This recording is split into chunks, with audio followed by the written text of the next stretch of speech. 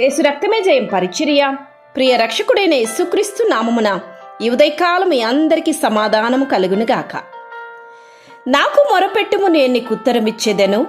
నీవు గ్రహింపలేని గొప్ప సంగతులను, గూఢమైన సంగతులను నీకు తెలియజేతును అని దేవుడే సెలవిస్తున్నారు.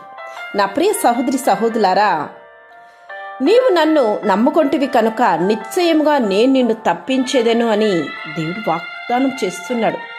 నమ్మదగిన దేవుడు ఆయన నీవు నమ్ముకున్నట్లయితే ఎట్టి పరిస్థితుల్లోనూ నిన్ను చేయి విడవడు. నీవు ఎక్కడ ఎలా చిక్కుకున్నా, నీవు దేవుని మరచిపోయి దూరంగా పోతున్నా ఆయన మాత్రం నిన్ను తన వైపు ఆకర్షిస్తూనే ఉంటాడు. నీ ఆపదలలో నుండి కూడా నిన్ను తప్పిస్తూనే ఉంటాడు. ఎందుకంటే ఆయన కన్న హృదయం కలిగిన దేవుడు. దేవుడు తన ప్రజల ప్రార్థనలకు జవాబు ఇచ్చేదనని తెలుపుతూ ఈ మాట ఇక్కడ సెలవీయడము జరిగింది. అంటే నీవు గ్రహింపలేని గొప్ప సంగతులు నీకు తెలియజేతును అని.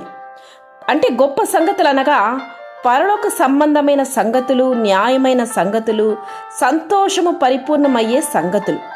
నీవు ఆయన సహాయము కొరకు విశ్వాసముతో వేడుకొని విధేయతతో ఆయనపై ఆధారపడుము. దేవుడు నీ ప్రార్థనలు, మొరలను ఆలకించి నీకు అనేకమైన సంగతులను తెలియచేసి నీ జీవితమును అద్భుత రీతిలో నడిపించును.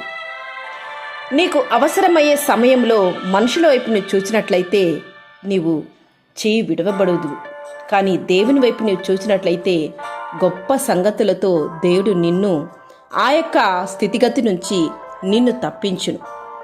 సమర్థవంతుడైన దేవుడు ఆయన బాహుబలము చాపి నిన్ను గొప్పగా ఆశీర్వదించడానికి ఎప్పుడూ ఆశతో ఉండు దేవుడు.